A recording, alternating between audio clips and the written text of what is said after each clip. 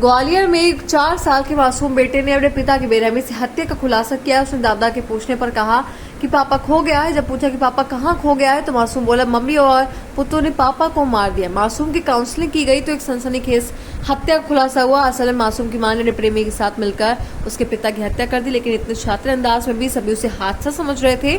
घटना 26 सितंबर 2023 पनिहार के स्थित घरौली की गाँव की है। असल में मृतक ने पत्नी को एक रिश्तेदार के साथ शारीरिक संबंध बनाते हुए देख लिया। विरोध करने पर पत्नी ने उसके हाथ पैर मुंह बांधे और प्रेमी करंट लगाता रहा। इसके बाद उसकी मौत को हादसा बताकर अंतिम संस्कार करवा दिया। पुलिस ने मृतक की अस्थियों को पीएम के लिए भेज दिया। पुलिस ने दोनों आरोपियों को गिरफ्तार कर लिया। ग्वालियर के पनिहार थाना स्थित घिरोली निवासी शिवराज सिंह यादव 26 सितंबर की रात मौत हो गई थी। उसका शरीर काला पड़ चुका था। पत्नी ने बताया था कि उसे करंट लगा था। शिवराज को करंट लगने के निशान भी थे। 27 सितंबर की सुबह सारे परिजन एकत्रित हुए।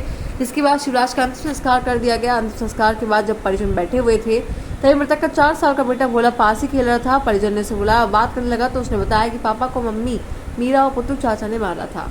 बच्चे के मुंह से मारने की बात सुनते ही परिजन का माथा ठनका। उसे एकांत में ले जाकर पूछताछ की। मासूम ने परिजन को बताया कि रात को मम्मी और पुत्तू चाचा को पापा ने देख लिया तो मम्मी और पुत्तू चाचा ने उनके हाथ पांव बांध दिए और मुंह में कपड़ा ठूस दिया।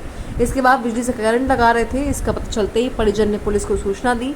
मौके पर पहुंची पुलिस ने पूछताछ के बाद मृतक की अस्थियां निगरानी में लेकर पीएम हाउस भेजी और मामले की जांच शुरू कर दी। मामले की गंभीरता को देखते हुए पुलिस ने मृतक की पत्नी मीरा और पड़ोसी पुत्तों को हिरासत में लेकर पूछताछ की तो उनकी भी रूह कांप गई। यहाँ मीरा ने कबूल किया कि वे पुत्तों को पसंद करती थी। रात को खाने में पति को नींद की गोलियां दिया करती थी। उसके बाद पुत्तू उसके घर में आ जाता था। 26 सितंबर की रात को शिवराज की नींद खुली तो उसकी पत्नी को पुत्तू के साथ शारीरिक संबंध बनाते देख लिया, लेकिन नींद का नशा होने पर ज्यादा विरोध नहीं कर सका। इसके बाद उसके हाथ पांव बांध कर उसके मुंह में कपड़ा ठूस कर उसे करंट लगाकर मार डाला। यदि इस मामले में मासूम बेटा सारी बात नहीं बताता तो मीरा ने इतने शातिर अंदाज में हत्या की थी कि किसी को कुछ पता ही नहीं चलता। शव का भी अंतिम संस्कार हो गया था। एक बार अस्थि विसर्जन हो जाता तो पुलिस के पास कोई सबूत नहीं रहता। पुलिस ने आरोपियों को हिरासत में लेकर पूछताछ की तो अफसर सहित थाने में पदस्थ पुलिसकर्मियों के सामने 2 दिन तक वो यही नाटक करती रही कि उसके पति की मौत का कितना गम है। पुलिस ने सारे सबूत रखे, पूरे मामले का खुलासा किया। जो पत्नी ने प्रेमी के साथ मिलकर हत्या करी, क्या पूरा मामला? ये 27 सितंबर की घटना है। गांव में एक व्यक्ति की मौत हुई थी संदिग्ध अवस्था में, लेकिन परिजनों ने थाने में कोई सूचना नहीं दी और उसके सबको जला दिया गया था। बाद में मृतक के पिता ने ये आशंका व्यक्त की थी कि उसके बेटे की नेचुरल डेथ नहीं है, बल्कि उसे ऐसा आभास है कि बहू ने अपने प्रेमी के साथ मिलकर उसकी हत्या की है। इस मामले में पुलिस थाना पनिहार ने मर्ग पंजीबद्ध करके उसको जांच में लिया। जांच के दौरान ये स्टोरी सामने आई कि जो मृतक शिवराज यादव था, उसकी पत्नी अपने प्रेमी के साथ पिछले 1 साल से संपर्क में थी। घटना की रात्रि में भी दोनों साथ में मौजूद थे।